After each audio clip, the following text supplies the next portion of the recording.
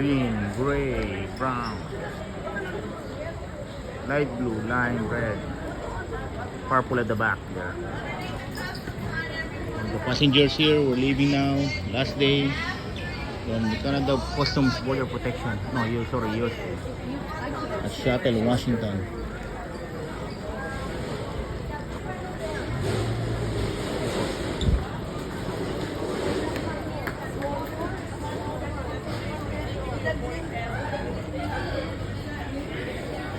Hello. Uwi na ito. See you next time. May buntag. Sige. See you next time. Sa po kabayan.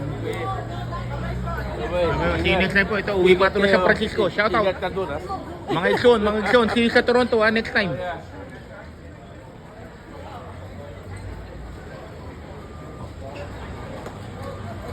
Kababayan to.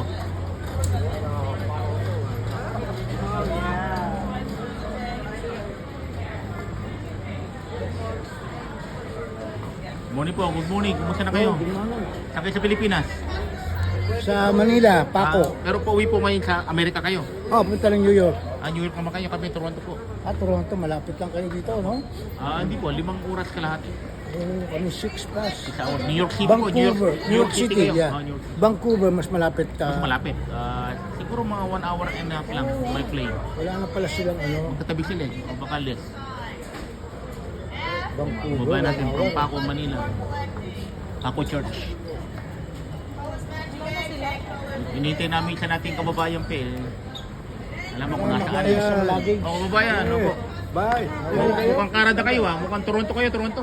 Canada po? Toronto. Oh, sige po. Makita po tayo, Toronto rin kami, Toronto. Okay po. Have a good one. Mga kababayan din natin to, mga kababayan. Canada to. Yan. Ang mga kababayan yan, mga shopping. Nakuha niyo na lahat ang luggage nyo. Ano po? Ito na, kompleto na kami. Pakamerso. Isang luggage pa kayo. Pa. Saan na susunod yung ruta? Diretso na. Diretso na sa Hindi, susunod na cruise. In 2 years, next year. Next year pa. Kasi hindi naman ganyan, typhoon season. Apo. Pag taglamig, pahinga muna. Baka next year. Ayun na. Ayun, go to the left. See you, nice meeting you. Bye for now. Okay.